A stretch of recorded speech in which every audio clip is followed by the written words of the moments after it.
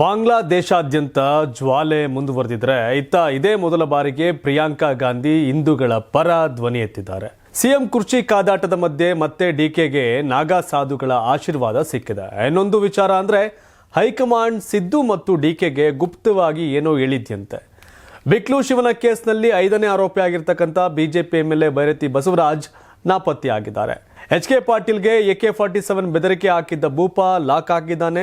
ಪಾಕಿಸ್ತಾನದ ಮಾಜಿ ಪ್ರಧಾನಿ ಹಾಗೂ ಪತ್ನಿಗೆ 17 ವರ್ಷಗಳ ಕಠಿಣ ಕಾರಾಗೃಹ ಶಿಕ್ಷೆ ಫಿಕ್ಸ್ ಆಗಿದೆ. ಈ ಎಲ್ಲ ಬಿಸಿ ಸುದ್ದಿಗಳು ಇವತ್ತಿನ ಪ್ರೈಮ್ ಟೈಮ್ ನ್ಯೂಸ್ನಲ್ಲಿ. ಈ ನ್ಯೂಸ್ ಅನ್ನ ಕಡೆಯವರೆಗೂ ನೋಡಿ. ಎಲ್ರಿಗೂ ಸ್ವಾಗತ. ಬಾಂಗ್ಲಾದೇಶದಲ್ಲಿ ಹಿಂಸಾಚಾರ ಮತ್ತೆ ಭುಗಿಲೆದ್ದಿದ್ದು ಅಲ್ಪಸಂಖ್ಯಾತ ಹಿಂದೂಗಳ ಮೇಲಿನ ದೌರ್ಜನ್ಯ ಮುಂದುವರೆದಿದೆ. ಬಾಂಗ್ಲಾದೇಶದ ಮೈಮನ್ ಸಿಂಗ್ ಜಿಲ್ಲೆಯ ಬಾಲುಕಾ ಪ್ರದೇಶದಲ್ಲಿ ದೀಪು ಚಂದ್ರದಾಸ್ ಎಂಬ ಹಿಂದೂ ಯುವಕನನ್ನ ಸ್ಥಳೀಯರ ಗುಂಪೊಂದು ಕ್ರೂರವಾಗಿ ಹತ್ಯೆ ಮಾಡಿತ್ತು. ಇದು ತೀವ್ರ ಆಕ್ರೋಶಕ್ಕೆ ಕಾರಣವಾಗ್ತಿದೆ. ಭಾರತ ಸರ್ಕಾರ ಕೂಡ ಈ ವಿಷಯದಲ್ಲಿ ಸುರಕ್ಷಿತವಾಗಿರುವಂತೆ ಅಲ್ಲಿನ ಹೈಕಮಿಷನ್ ಕೂಡ ಆದೇಶವನ್ನು ಮಾಡಿದೆ. ಪ್ರವಾದಿ ಮೊಹಮ್ಮದ್ ಕುರಿತು ಅವಹೇಳನಕಾರಿ ಹೇಳಿಕೆ ನೀಡಿದ್ದಾನೆ ಎಂಬ ಆರೋಪದ ಮೇರೆಗೆ ಯುವಕರನ್ನ ಮರಕ್ಕೆ ಕಟ್ಟಿ ಥಳಿಸಿ ಬಳಿಕ ಬೆಂಕಿ ಹಚ್ಚಿ ಕೊಲ್ಲಲಾಗಿದೆ ಅಂತ ಪೊಲೀಸರು ತಿಳಿಸಿದ್ದಾರೆ. ಈ ಪ್ರಕರಣಕ್ಕೆ ಸಂಬಂಧಪಟ್ಟಂತೆ ಬಾಂಗ್ಲಾದಲ್ಲಿ 7 ಮಂದಿಯನ್ನ ಬಂಧಿಸಲಾಗಿದೆ ಎಂದು ಮಧ್ಯಂತರ ಸರ್ಕಾರದ ಮುಖ್ಯಸ್ಥ ಮೊಹಮ್ಮದ್ ಯೂನಸ್ ದೃಢಪಡಿಸಿದ್ದಾರೆ. ಹಿಂದೂ ಯುವಕನ ಹೀನಾಯ ಹತ್ಯೆಗೆ ಭಾರತದಾದ್ಯಂತ ತೀವ್ರ ಆಕ್ರೋಶ ವ್ಯಕ್ತವಾಗಿದ್ದು, ಇದೇ ಮೊದಲ ಬಾರಿಗೆ ಕಾಂಗ್ರೆಸ್ ನಾಯಕಿ ಹಾಗೂ ಸಂಸದೆ ಪ್ರಿಯಾಂಕಾ ಗಾಂಧಿ ಈ ವಿಚಾರವಾಗಿ ಬಹಿರಂಗವಾಗಿ ಧ್ವನಿ ಎತ್ತಿದ್ದಾರೆ. ಬಾಂಗ್ಲಾದೇಶದಲ್ಲಿ ಹಿಂದೂಗಳ ಮೇಲಿನ ದೌರ್ಜನ್ಯ ಮತ್ತು ಹಿಂಸಾಚಾರವನ್ನ ಗಂಭೀರವಾಗಿ ಪರಿಗಣಿಸಬೇಕು ಅಂತ ಅವರು ಆಗ್ರಹ ಮಾಡಿದ್ದಾರೆ.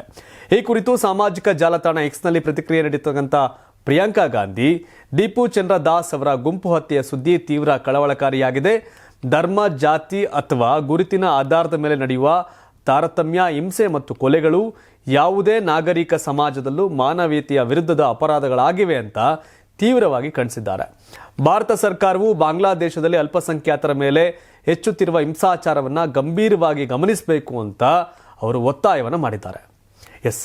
ಬಾಂಗ್ಲಾದೇಶದ ಈ ನಡೆಗೆ ದೇಶಾದ್ಯಂತ ತೀವ್ರ ಆಕ್ರೋಶ ವ್ಯಕ್ತವಾಗ್ತಾ ಇದೆ. ಬಾಂಗ್ಲಾದೇಶದಲ್ಲಿ ಪಾಕಿಸ್ತಾನ ಪರವಾದಂಥ ಒಂದಷ್ಟು ಜನ ಕೆಲಸ ಮಾಡ್ತಾ ಇದ್ದು, ಭಾರತದ ವಿರುದ್ಧವಾಗಿ ಒಂದಷ್ಟು ಪ್ರಚೋದನಾಕಾರಿ ಹೇಳಿಕೆಗಳನ್ನ ಈಗಿರ್ತಕ್ಕಂಥ ಯುವ ನಾಯಕರುಗಳು ಕೊಡ್ತಾ ಇದ್ದಾರೆ. ಅದರಲ್ಲೂ ಈಶಾನ್ಯ ಭಾರತದ 7 ರಾಜ್ಯಗಳನ್ನ ಅಸ್ಸಾಂ, ತ್ರಿಪುರಾ, ಮೇಘಾಲಯ, ನಾಗಾಲ್ಯಾಂಡ್ ಇವುಗಳನ್ನ ವಶಕ್ಕೆ ತೆಗೆದುಕೊಂಡು ನಾವು ಭಾರತಕ್ಕೆ ಪಾಠ ಕಲಿಸ್ತೀವಿ ಅನ್ನೋ ಹೇಳಿಕೆಗಳನ್ನ ಅಲ್ಲಿನ ಯುವ ನಾಯಕರುಗಳು, ಪುಂಡು ಪೋಖ್ರಿಗಳು ಕೊಡ್ತಾ ಇದ್ದಾರೆ. ಇದೆಲ್ಲದರ ಗ್ಯಾಪಲ್ಲೇ ಪ್ರಧಾನಿ ನರೇಂದ್ರ ಮೋದಿ ಇಂದು ಅಸ್ಸಾಂನ ಗುವಾಹಟಿಯಲ್ಲಿ ಲೋಕಪ್ರಿಯ ಗೋಪಿನಾಥ್ ಬಾರ್ಡೋಲೋಯ್ ಅಂತಾರಾಷ್ಟ್ರೀಯ ವಿಮಾನ ನಿಲ್ದಾಣದ ಹೊಸ ಟರ್ಮಿನಲ್ ಕಟ್ಟಡವನ್ನು ಉದ್ಘಾಟಿಸಿದರು. ಇದು ಅಸ್ಸಾಂನ ಮೂಲಸೌಕರ್ಯ ಬೆಳವಣಿಗೆಯಲ್ಲಿ ಪ್ರಮುಖ ಮೈಲಿಗಲ್ಲಾಗಿದೆ. ಈ ಟರ್ಮಿನಲ್ ಉದ್ಘಾಟನೆಯ ನಂತರ ಸಭೆಯನ್ನು ಉದ್ದೇಶಿಸಿ ಮಾತನಾಡಿದ ಪ್ರಧಾನಿ ಮೋದಿ, ಹಿಂದೂ ಅಭಿವೃದ್ಧಿಯ ಆಚರಣೆಯ ದಿನ ಇದು ಅಸ್ಸಾಂ ಮಾತ್ರವಲ್ಲದೆ ಇಡೀ ಈಶಾನ್ಯದ ಅಭಿವೃದ್ಧಿಯ ಆಚರಣೆಯಾಗಿದೆ.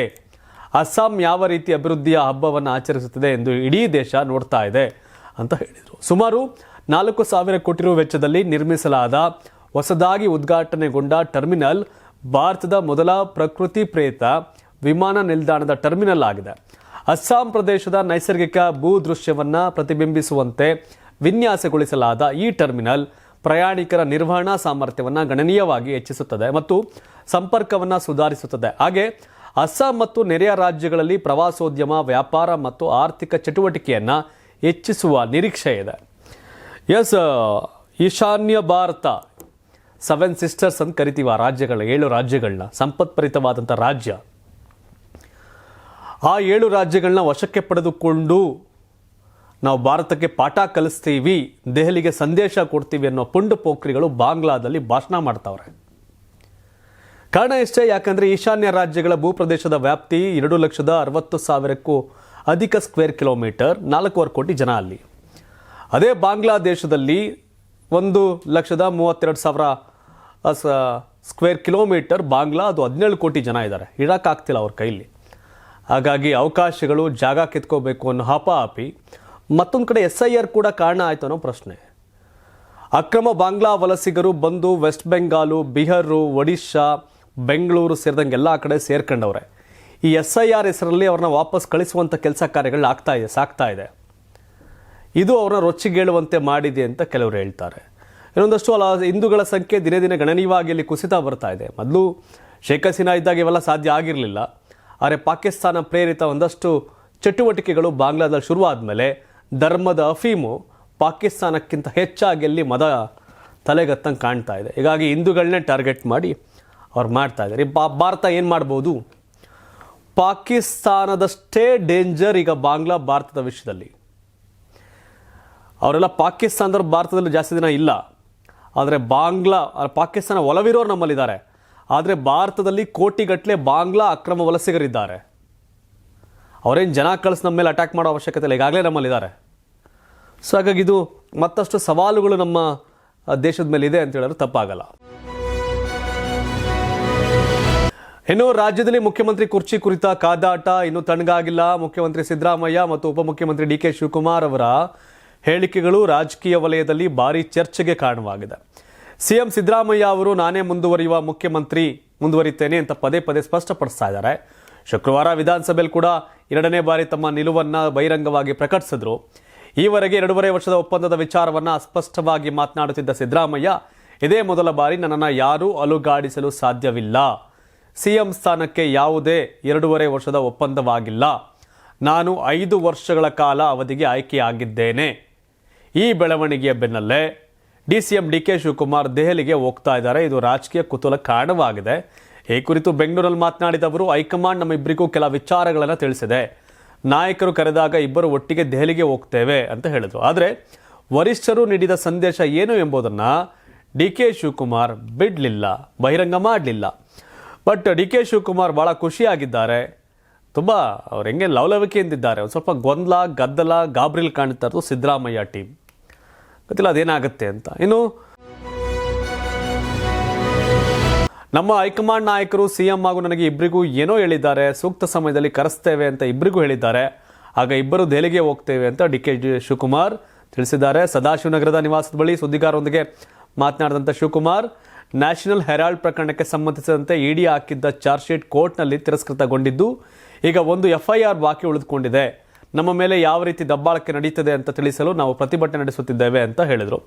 ವಿಧಾನಮಂಡಲ ಅಧಿವೇಶನದ ಬಳಿಕ ನೀವು ಮತ್ತು ಸಿಎಂ ದೆಹಲಿಗೆ ಹೋಗಿ ಹೈಕಮಾಂಡ್ ನಾಯಕರನ್ನ ಭೇಟಿ ಮಾಡುವ ಒಂದು ಚರ್ಚೆ ಇದೆಯಲ್ಲ ಅಂತ ಕೇಳಿದಾಗ, ಆ ರೀತಿ ಇದ್ದರೆ ನಿಮಗೂ ತಿಳಿಸ್ತೇವೆ, ನಿಮಗೆ ತಿಳಿಸದೆ ಏನೂ ಮಾಡೋದಿಲ್ಲ, ನಾನು ಕದ್ದು ಮುಚ್ಚಿ ಹೋಗೋದಿಲ್ಲ ಅಂತ ಡಿ ಕೆ ಶಿವಕುಮಾರ್ ರಾಜಾರೋಷವಾಗಿ ಹೇಳಿದ್ದಾರೆ. ಕದ್ದು ಮುಚ್ಚಿ ಯಾಕೆ ಹೋಗ್ತೀರಿ? ಉಳಿಸ್ಕೊಳ್ಳೋದೇನಿಲ್ವಲ್ಲ, ನೀವು ಅಧಿಕಾರ ಪಡ್ಕೊಳ್ಳತ್ತಾನೆ, ಬಹಿರಂಗವಾಗಿ ಹೋಗ್ತೀರಿ. ಇನ್ನು ರಾಜ್ಯ ಕಾಂಗ್ರೆಸ್ನಲ್ಲಿ ಸಿದ್ದರಾಮಯ್ಯ ಮತ್ತು ಡಿ ಕೆ ಶಿವಕುಮಾರ್ ನಡುವಿನ ಮುಖ್ಯಮಂತ್ರಿ ಹುದ್ದೆಯ ಶೀತಲ ಸಮರ ತೀವ್ರಗೊಂಡಿದೆ. ಈ ನಡುವೆ ಹರಿದ್ವಾರದಿಂದ ಬಂದ ನಾಗಸಾಧುಗಳಿಂದ ಡಿಸಿಎಂ ಡಿ ಕೆ ಶಿವಕುಮಾರ್ ಆಶೀರ್ವಾದ ಪಡೆದಿರುವುದು ಒಂದಷ್ಟು ವಿಶೇಷತೆ. ಇತ್ತೀಚೆಗೆ ಕಾಶಿಯಿಂದ ಬಂದ ನಾಗಸಾಧುಗಳು ಡಿ ಕೆ ಸಿಎಂ ಆಗಲಿ ಅಂತ ಆಶೀರ್ವಾದ ಮಾಡಿದರು. ಇಂದು ಸದಾಶಿವನಗರಲ್ಲಿರ್ತಕ್ಕಂಥ ಅವರ ನಿವಾಸಕ್ಕೆ ಬಂದ 20ಕ್ಕೂ ಹೆಚ್ಚು ನಾಗಸಾಧುಗಳು ಡಿ ಕೆ ಶಿಗೆ ಆಶೀರ್ವಾದ ಮಾಡಿದ್ದಾರೆ. ಇನ್ನು ಆಶೀರ್ವಾದ ಪಡೆದ ಬಳಿಕ ಮಾಧ್ಯಮಗಳೊಂದಿಗೆ ಮಾತನಾಡಿದ ಶಿವಕುಮಾರ್ ಅವರು, ಮನೆಯ ಬಾಗಿಲಿಗೆ ಬಂದಿದ್ದರು, ಬಂದಾಗ ಅವ್ರನ್ನ ಹೋಗಿ ಅನ್ನಲು ಆಗೋದಿಲ್ಲ, ಅವ್ರು ಬಂದು ಆಶೀರ್ವಾದ ಮಾಡಿದರು. ಯಾರಾದರೂ ನಿಮ್ಮ ಮನೆಗೆ ಬಂದರೆ ನೀವು ಹಾಗೆ ಕಳಿಸ್ತೀರಾ? ಹಾಗೆ ಧಾರ್ಮಿಕತೆಯಲ್ಲಿ ಬಂದಿದ್ದರು, ಬಂದವ್ರನ್ನ ಭೇಟಿ ಮಾಡಿ ಆಶೀರ್ವಾದ ಕೊಂಡೆ ಅಂತ ಹೇಳೋರೆ. ಎಲ್ಲ ನೋಡ್ತಾ ಇರ್ತಾರೆ. ಏನು ನಾಗಸಾಧುಗಳೆಲ್ಲ ಡೈರೆಕ್ಟಾಗಿ ಡಿ ಕೆ ಶಿವಕುಮಾರ್ ಮನೆ ಅಡ್ರೆಸ್ ಹಾಕೊಂಡು ಬಂದಂಗೆ ಐತೆ. ಬರ್ತಾವ್ರೆ ಅಧಿಕಾರನ ಹಂಗೆ ಬರುತ್ತಾ ನೋಡಬೇಕು. ಹೈಕೋರ್ಟ್ನಲ್ಲಿ ನಿರೀಕ್ಷಣಾ ಜಾಮೀನು ಅರ್ಜಿ ವಜಾಗೊಂಡ ಬೆನ್ನಲ್ಲೇ ಬಿಜೆಪಿ MLA ಬೈರತಿ ಬಸವರಾಜ್ ತನ್ನ ಮೊಬೈಲ್ ಸ್ವಿಚ್ ಆಫ್ ಮಾಡಿಕೊಂಡು ನಾಪತ್ತೆಯಾಗಿದ್ದಾರೆ. ಆದರೆ ಕೊನೆಯದಾಗಿ ಅವರ ಲೈವ್ ಲೊಕೇಶನ್ ಮಹಾರಾಷ್ಟ್ರದ ಪುಣೆಯಲ್ಲಿ ಪತ್ತೆಯಾಗಿದೆ ಎಂದು ತನಿಖಾ ಮೂಲಗಳು ತಿಳಿಸಿವೆ. ಬೆಳಗಾವಿಯ ಚಳಿಗಾಲದ ಅಧಿವೇಶನಕ್ಕೆ ಬೈರತಿ ಬಸವರಾಜ್ ಅಲ್ಲಿಂದಲೇ ನಾಪತ್ತೆಯಾಗಿದ್ದಾರೆ. CID ಅಧಿಕಾರಿಗಳ ತಂಡ ಬೈರತಿ ಬಸವರಾಜ್ ಉಳಿದುಕೊಂಡಿದ್ದ ಜಾಗಕ್ಕೆ ಹೋಗಿ ಅಲ್ಲಿನ CCTV ಯಾವ ರಸ್ತೆಯ ಮೂಲಕ ಯಾವ ಕಡೆಗೆ ಹೋಗಿದ್ದಾರೆ ಅನ್ನೋದು ಸೇರಿದಂತೆ ಬೇರೆ ಬೇರೆ ಜಿಲ್ಲೆ ಮತ್ತು ರಾಜ್ಯಕ್ಕೆ ಕನೆಕ್ಟ್ ಆಗುವ ಟೋಲ್ಗಳ CCTV ದೃಶ್ಯಾವಳಿಗಳನ್ನು ಪರಿಶೀಲಿಸಿದ್ದಾರೆ. ಈ ವೇಳೆ ಬೈರತಿ ಬಸವರಾಜ್ ಗೋವಾ ಅಥವಾ ಮಹಾರಾಷ್ಟ್ರಕ್ಕೆ ಹೋಗಿರುವ ಮಾಹಿತಿ ಸಿಕ್ಕಿತ್ತು. ತನಿಖೆ ಮುಂದುವರಿಸಿದ ಅಧಿಕಾರಿಗಳಿಗೆ ಬೈರತಿ ಬಸವರಾಜ್ ಲೊಕೇಶನ್ ಕೊನೆಯದಾಗಿ ಮಹಾರಾಷ್ಟ್ರದ ಪುಣೆ ಪತ್ತೆಯಾಗಿದ್ದು ಅಲ್ಲಿಂದ ಮೊಬೈಲ್ ಸ್ವಿಚ್ ಆಫ್ ಕಂಡು ಹೋಗಿದ್ದಾರೆ. ಇನ್ನು ಬಿಕ್ಲು ಶಿವಪ್ರಕಾಶ್ ಕೊಲೆ ಆರೋಪಿಗಳು ನನಗೆ ಪರಿಚಯನೇ ಇಲ್ಲ ಅಂತ ಬೈರತಿ ಬಸವರಾಜ್ ಹೇಳಿದರು. ಈಗ ಸಂಕಷ್ಟ ಎದುರಾಗಿದೆ.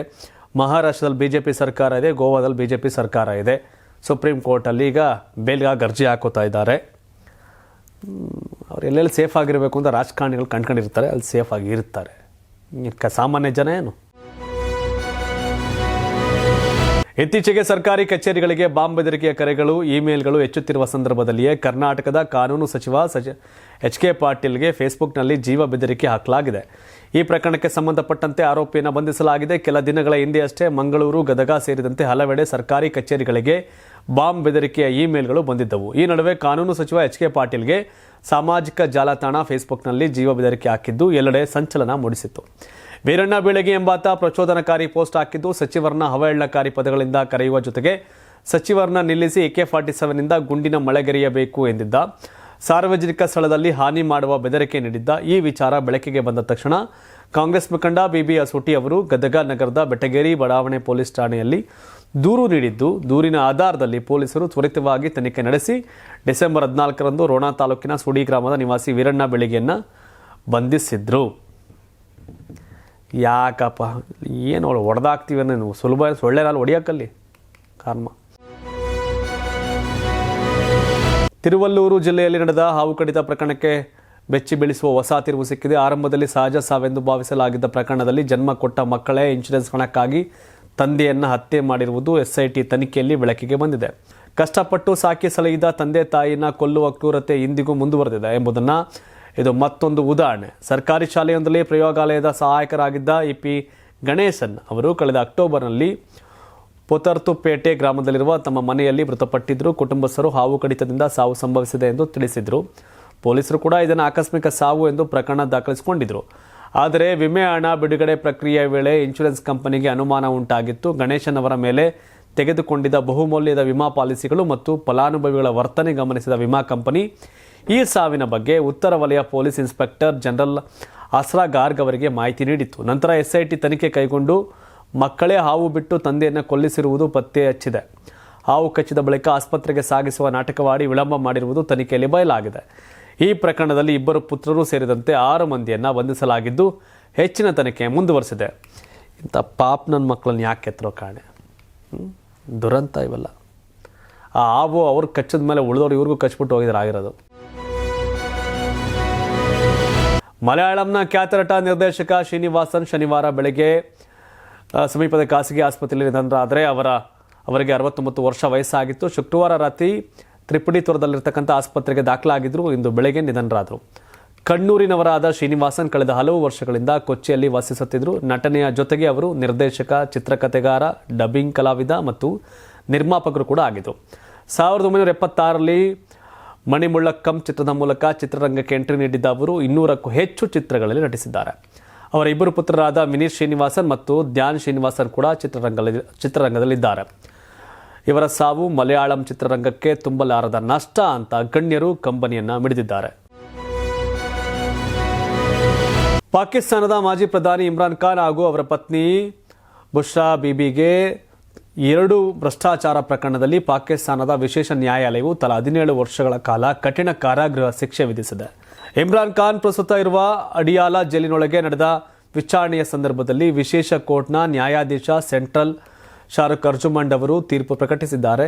ರಾಜ್ಯದ ಉಡುಗೊರೆಗಳಿಗೆ ಸಂಬಂಧಿಸಿದಂತೆ ಅಧಿಕಾರ ದುರುಪಯೋಗ ಮತ್ತು ನಂಬಿಕೆ ದ್ರೋಹ ಆರೋಪಗಳ ಅಡಿಯಲ್ಲಿ ತಪ್ಪಿತಸ್ಥರೆಂದು ಕೋರ್ಟ್ ತೀರ್ಪು ನೀಡಿದೆ.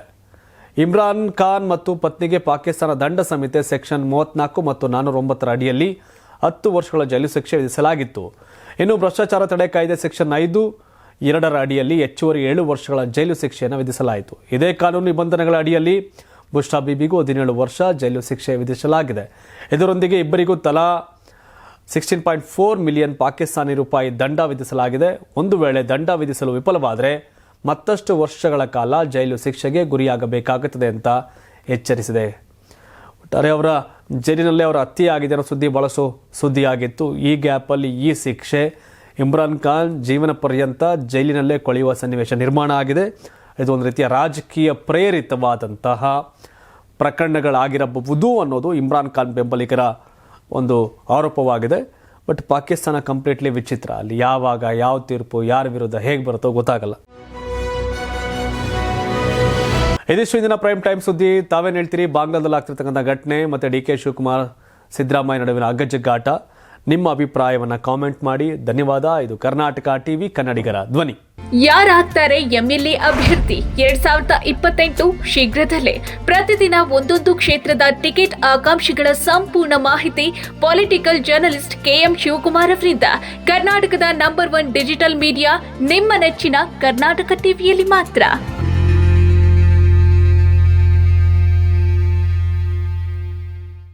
ನೀವು ಸಣ್ಣ ಆಗ್ಬೇಕಲ್ವಾ? ಅದು ಒಂದು ಉತ್ತಮ ಆಹಾರದಿಂದ ಸಣ್ಣ ಆಗ್ಬೇಕಲ್ವಾ? ಪ್ರತಿದಿನ ನಮ್ಮ ಜೀನಿ ಸ್ಲಿಮ್ನ ಯೂಸ್ ಮಾಡಿ ಯಾವುದೇ ಸೈಡ್ ಎಫೆಕ್ಟ್ ಇಲ್ದಂಗೆ ನೀವು ಸಣ್ಣ ಆಗ್ತೀರಾ.